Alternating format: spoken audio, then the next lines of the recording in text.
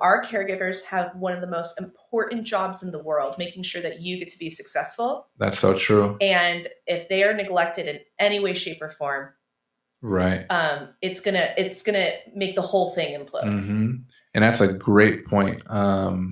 To add to that too, that's one of the reasons why two things come to mind. And right away, I'm thinking of when I met my girlfriend, Yes. right, currently, right, my current girlfriend. Shout out to Denise. Shout out to Denise. That up right now because there's so many questions, but go ahead, finish. So she's awesome, by the way, Yeah. right? I adore her. She's awesome. So shout out to her. But anyway, so the reason why I connected the two is because me, one thing about disability dating, right? Even before I started seeing her, I've been in previous relationship, but that was a while back. But it's always like, will I find someone that can connect with me, that will accept me, right?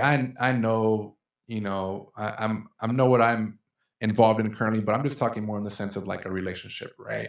Like, can I have that intimate relationship with someone and really be happy?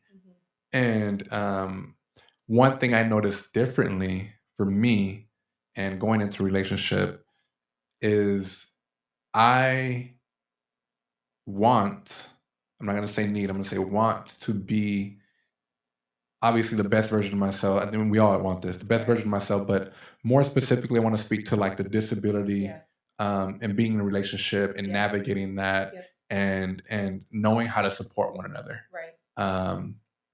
So one thing I do differently now is I always make sure I communicate like, hey, this is what this looks like, and this is how I do this.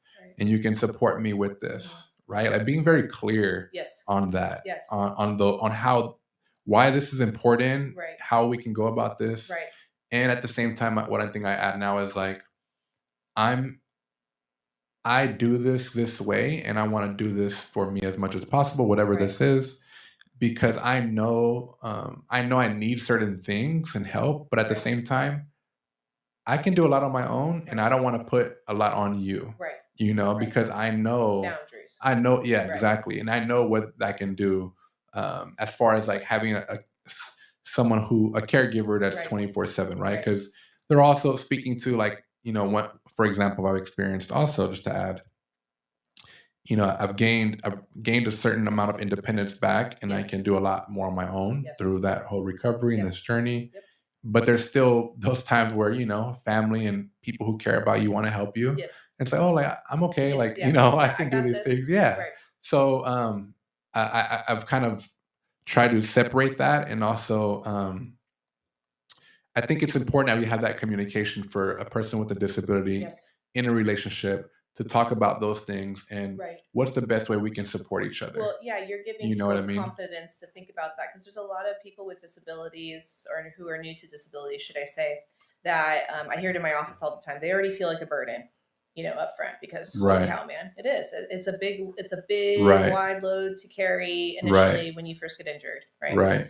But they also feel like they can't say anything, including being directive, or don't even think to be directive, or like grab the reins, because they feel like, I've been so burdensome, I'm just going to be quiet here in the corner and make sure I just don't say or do anything else extra to like set this person off or overload them or whatever. But what you're speaking to is that there is an ownership of your disability that it's not required of you, but gosh, it would make your life a lot easier. And if you do that and you take ownership of it, and then you learn how to streamline those things that you are trying to do independently, then it's just a simple instruction that you give to somebody, versus somebody else having to figure it out for you. You need to, essentially you figure it out for yourself. And then you instruct people, because really disabilities, yes, there's a lot that goes into, just like kids, it's having a kid is a change of life.